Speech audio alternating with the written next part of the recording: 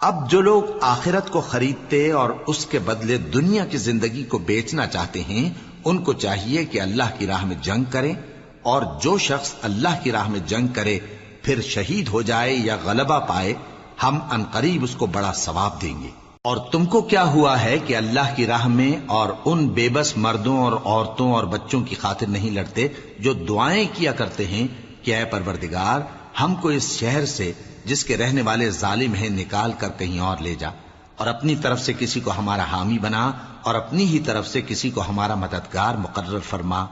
جو مومن ہیں وہ تو اللہ کی راہ میں لڑتے ہیں، اور جو کافر ہیں وہ شیطان کی راہ میں لڑتے ہیں،